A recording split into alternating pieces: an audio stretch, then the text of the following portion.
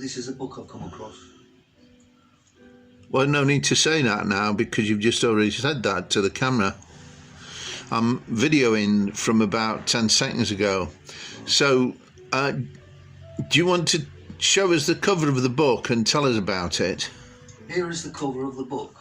Yeah, well, you could bring it a little bit closer to the camera. Well, it's in the light. Bring it nearer. Bit more? Yeah, it's all right. That's it. Okay, hold it very still. So it says "Murder on the Home Front" by Molly Lefebvre. Yeah, is that how you pronounce it? I had trouble saying it. Yeah. Well. She comes from Jersey. Yeah. Yeah. Well, she looks like she's got nice warm clothing on as well as a jersey. Yeah. Yeah, but tell us about it then. Well, I can't really tell you much. I've just got well, read the front of the book then. Well, basically, the thing is that when World War II was in its starting. Yeah. There was, ordinary murders taking place, if you want to call it that. Even. Yeah, there was still some murders going on. Yeah, like nothing to do with it. Anyway. I've got something shocking to tell you afterwards as well. So I picked this book up. It's called Murder on the Home Front. It's by Molly Lefebvre. Come on, you can do better than that. Hey? You can do better than that. Lefebvre. I think it might be Lefebvre, but Lefebvre. I think so. Yeah, like a bit like a bit of February in the middle. Lefebvre, I think, but So basically, it's a book written by Molly Lefebvre. Yeah, I think that's right. And she was a secretary for some company during the Second World War, but she did a lot of the newspaper things in those days. And she came across the world-renowned to be Keith Simpson, professor of pathology. Oh yeah. And so she wasn't a full-time book writer then. She was a secretary. She was a secretary, but she's. Did she write this after she retired then, or something? So, yeah. Go on. Sorry. She just had a fascination with death and. Like somebody else I know to a certain extent. Preoccupation with death and was always intrigued as to what went on behind mortuary walls. Yeah. Such as we've got a mortuary just two minutes from where we are now. Yeah. Sorry? We'll stay here though, keep warm. Yeah, it'll be cold. Because we might be inmates otherwise if we don't look after ourselves. I think actually I picked this book. Have you read it a little bit then? Only a little bit. I think she got. You're looking for your glasses.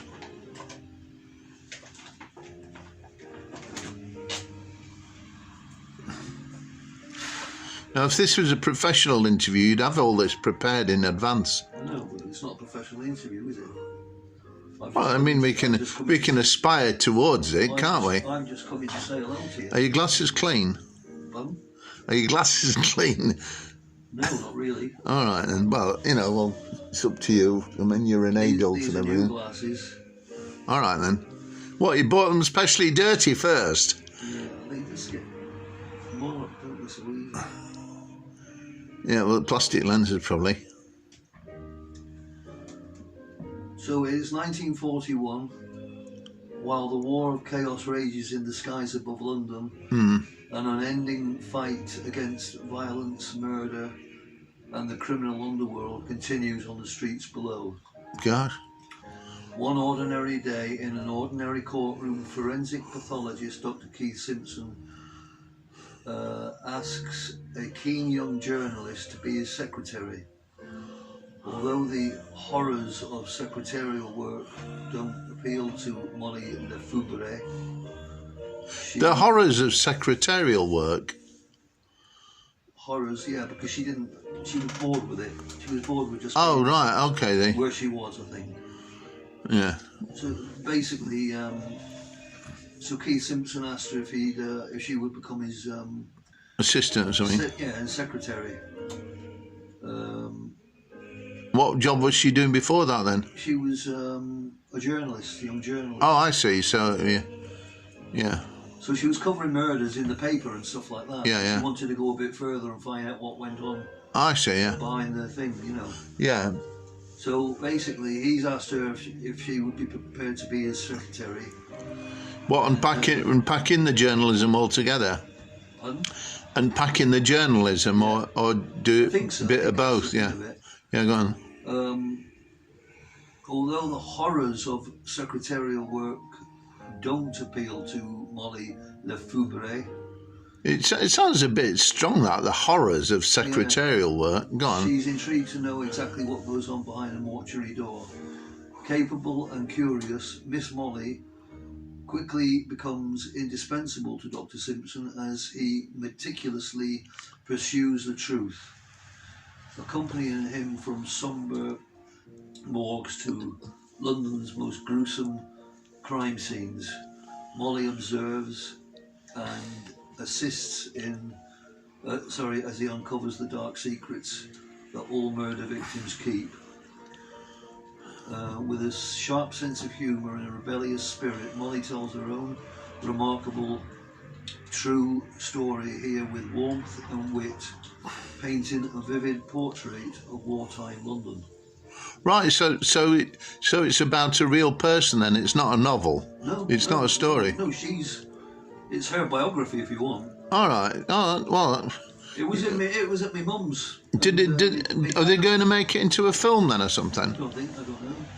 But my dad was he got this fascination with death as well and morbid things. And I think my mum, because I picked up a couple of books of my mum's that got that kind of theme as well. I come from a murderous family. Well, do you mean that's well? What do you mean? Some of your ancestors were murderers, or you mean they were interested in murder? I think they were interested. Well, you can't call them murderers then. My dad, my granddad, my dad's dad. Yeah. To earn a bit extra money a week or whatever, he did the sewing up of the bodies after they'd been post-mortem. You know what I mean? We ought to put a warning in this before people listen to, because people might be fainting at this stage otherwise. It's a tram. So anyway, that's. I tell you what, Graeme, something a bit akin to that sort of thing. I was watching a video the other day, and a lot of people were killed in London by Allied shells.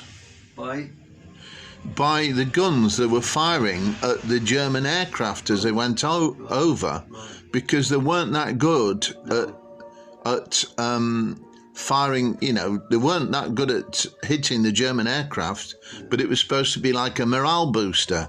We're giving them something, what for, sort of thing. Before they had proper, before they had proper sort of like anti-aircraft guns, sort of thing. So the shells were coming down rather than exploding at a certain height, which is what sometimes they were designed to do. I don't know whether they developed that later on in the war, but it meant that the shells came down on London. Yeah. So it was just basically a lot of shells. They might have accidentally hit an aircraft, but really it wasn't much cop, except from the point of view of morale, making people think, well, at least we're giving those Germans, those Nazi bombers, some revenge sort of thing. But in actual fact, the shells were coming down and killing people, in London. So that was a real sort of like a disaster, really, because the balance between whether it was going to make people more I don't know, more I don't know what the word is for it, but more persuaded that the war was a good idea, or you know, build up the morale, because we're not just letting them fly over and drop bombs on us, we're having a go at them, you see. So they probably thought that might be a good thing, but you know, but in actual facts, some people did die and suffer because of the shells coming back to Earth. A lot of people would have. A lot of people died in the in those attacks. Yeah, but I don't know. You know, that some would have died from the bombs that the Germans were dropping. Yeah. But the other thing was that some of the people would have been dying because of shells that were missing the aircraft and still being live when they crashed onto the Earth, sort of thing. So you know, it might be. It's touch and go whether, you know, maybe more people were killed by German bombs, but then certainly a percentage of them were killed by, you know, friendly fire, as it were, sort of thing.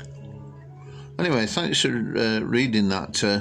How are you a few pages into it then? That was just the acknowledgement. Well, no, the acknowledgements by Keith Simpson himself. Yeah.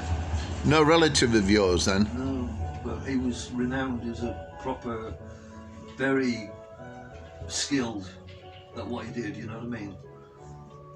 What, you mean he was a pathologist, yeah? Pardon? He was a pathologist? Yes, he was a home office pathologist, yeah. So has Molly written the book then, sort of thing? Molly's written this book for giving us her experiences. Right, are there any pictures in it? I mean, not ones that you've put in, is it? Well, that's all right. Well, you could show us a bit, if you want, to further sell the book. Yeah. That's Dr. Keith Simpson there. Bring it a bit nearer. Sorry. Who's Harry Dobkin then? I don't know, but one of them is a mortuary attendant, I know that. Well, there's Harry West, the Southwark. I think it's Harry West who was the... mortuary keeper. Yeah. See that one? That looks like it's a bit of a jokey one done with a skeleton. Dr. Keith Simpson. Yeah. Looks quite a young man, really, about... He was then, yeah. Are we going to... Yeah, no, well, maybe getting on for 40 or something like that. Shall I film that page as well, sort of thing? Scenes of crime. Scenes of crime. The Baptist Chapel cellar where the body of Mrs. Dobkin was found. The sticks arranged in front of the fireplace show where the body lay. Gosh. So there's some grim stuff here then. Yeah. But have you looked at these pictures then yet? Not in any detail. Just... No. Any more pictures you want to show us? I think there are one or two, but it's not really a picture. No, but obviously the author thinks. There's some here. Obviously the author thinks it's of interest. Yeah, absolutely. Are there any pictures of Molly in it? Well, I mean, but there's the hangman, Pier Point.